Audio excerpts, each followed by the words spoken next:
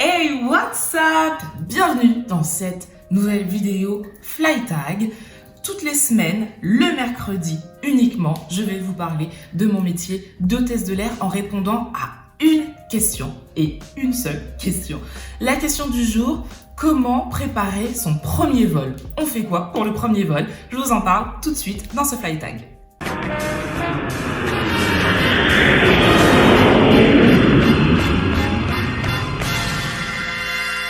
Alors, le premier vol peut être très stressant. C'est très stressant et c'est normal. Vous allez découvrir, pour ceux qui n'ont jamais fait, qui n'ont jamais travaillé dans l'aérien, un univers qui est totalement différent de tout ce que vous avez connu. Donc, on se prépare comment? Premièrement, la préparation physique. C'est-à-dire, comme je vous l'avais mentionné dans la vidéo, 5 erreurs à ne pas commettre lors d'un entretien de PNC. D'ailleurs, vous pouvez aller checker cette vidéo si vous êtes en train de préparer votre entretien. D'abord, on va être physiquement apprêté. On est coiffé, super bien coiffé. On est rasé de près.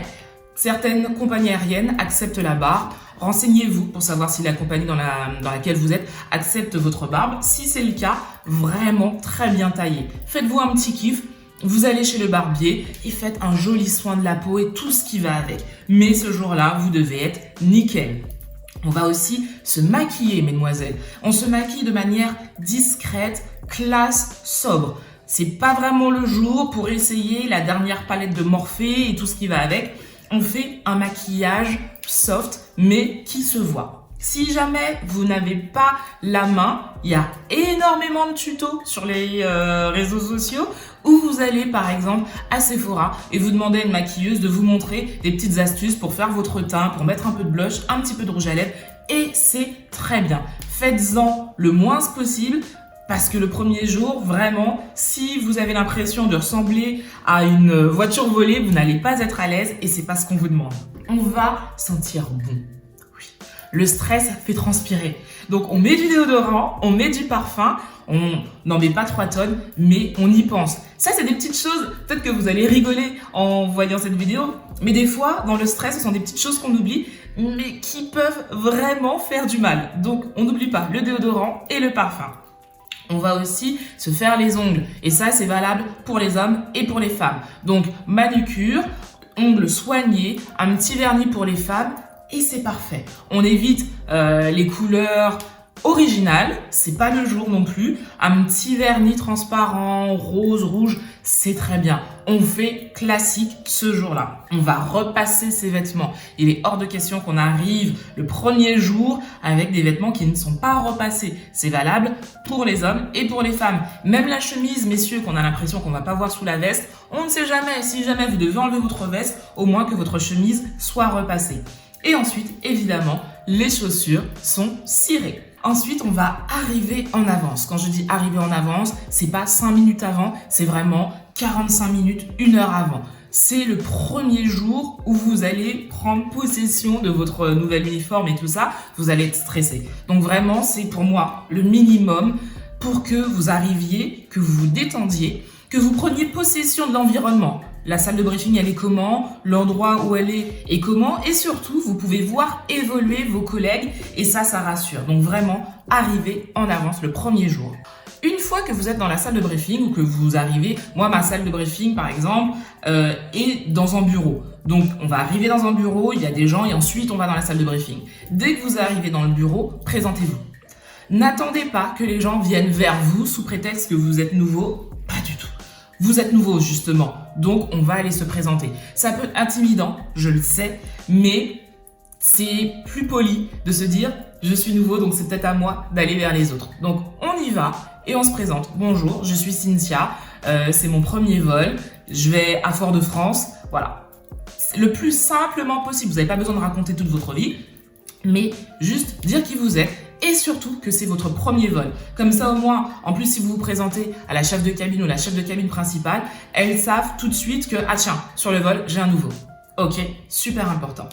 Ensuite, pendant le briefing, on va prendre des notes. Il faut savoir que vous avez 2 cas de figure. Le premier vol où vous êtes stagiaire, donc vous êtes stagiaire, vous n'avez pas eu de formation sécurité avant, Vous, normalement, vous n'êtes responsable que d'une partie commerciale dans l'avion. Donc, vous n'avez pas besoin de préparer votre vol en amont. Par contre, si vous êtes stagiaire, posez des questions. Qu'est-ce que vous devez faire dans l'avion? Où vous serez dans l'avion? Avec qui vous devez travailler? N'ayez pas peur. Je vous le dis, c'est intimidant, mais montrez que vous avez de l'intérêt pour ce que vous allez faire. Si par contre, vous n'êtes pas stagiaire et que vous êtes titulaire de votre poste, donc vous partez vraiment avec une fonction sécurité, ce qui veut dire qu'avant, vous avez eu une formation sécurité. Donc, s'il vous plaît, préparez votre vol. Quand je dis préparez votre vol, vous avez un planning. Sur le planning, vous avez un type d'avion sur lequel vous allez voler. Regardez à quoi correspond cet avion. Surtout pour tout ce qui est sécurité, c'est super important. Il ne faut absolument pas que vous arriviez en briefing et que vous ne sachiez pas où se trouvent vos extincteurs sur l'avion ou comment ouvrir la porte. Ça, c'est no way. Si vous avez eu votre formation de sécurité, vous devez connaître l'avion sur lequel vous allez voler le premier jour. Important. On retient. Ensuite, dans l'avion, vous allez être perdu, c'est normal. Ne stressez pas pour ça. Par contre, posez des questions. Il faut savoir que les anciens, on a des routines, on fait des choses de manière... comment dire? On a tellement l'habitude de faire des choses que des fois, on n'y pense même pas. Et c'est vrai que quand il y a des nouveaux, on fait pas forcément attention à eux, mais c'est pas méchant, c'est juste qu'on a la tête dans le guidon et qu'on ne pense pas, mince, il y a un nouveau et je dois lui dire de faire ci, ça, ça. Donc, vous, posez la question. Est-ce que je peux t'aider? Qu'est-ce que je dois faire? Est-ce que tu as besoin de moi pour ça, ça, ça? Posez des questions. S'il y a quelque chose qui vous paraît bizarre, demandez. Il n'y a pas de questions bêtes, il n'y a que des réponses connes. Et ça, je le dis très souvent lors de mes briefings, il n'y a pas de questions bêtes. Si jamais il y a quelque chose qui vous paraît vraiment bizarre, surtout au niveau de la sécurité, dites-le, posez la question et vous verrez en plus que le fait de montrer que vous êtes intéressé par ce qui se passe dans votre environnement, par le métier, généralement, la sympathie des autres arrive comme ça. Donc, n'ayez pas peur de poser des questions. Et ensuite, on termine le vol, vous êtes à la fin du vol. Allez voir votre supérieur avec qui vous avez travaillé, c'est-à-dire en fonction de l'endroit où vous êtes dans l'avion pendant le vol. Soit vous allez voir votre chef de cabine, soit votre chef de cabine principal. Et à la fin du vol, demandez-lui comment vous avez été. Ça, c'est vraiment pour vous améliorer. Vous lui demandez comment vous avez été et demandez-lui des conseils pour justement vous améliorer. Ça fait toujours plaisir de voir qu'on a envie de progresser. Donc, c'est le premier vol. Et justement, c'est très rare que des gens fassent ça. Donc, si vous le faites, elle va se souvenir de vous. Donc, allez-y. Qu'est-ce que j'ai fait de bien? Qu'est-ce que j'ai fait de mal? Comment je peux m'améliorer? Je vais y arriver. Et je vais terminer avec l'escale. Parce que pendant l'escale, vous êtes toujours en représentation de la compagnie. Donc, gardez ça en tête. Vous êtes dans un bar. En escale, vous représentez la compagnie. Vous êtes dans un restaurant, vous êtes sur la plage, vous représentez la compagnie. Gardez ça en tête. Donc pendant l'escale, profitez de votre escale.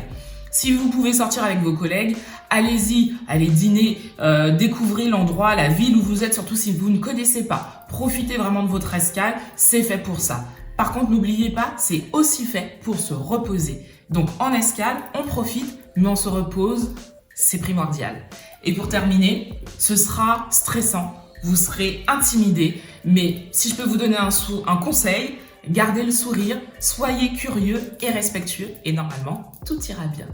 J'espère avoir répondu à cette question. On se donne rendez-vous mercredi prochain pour une autre question. N'hésitez pas à me mettre toutes les questions que vous voulez concernant le métier d'hôtesse de l'air en commentaire et je vous ferai des vidéos pour les plus pertinentes. Voilà. Sur ce, je vous fais de très très gros bisous et je vous dis à la semaine prochaine.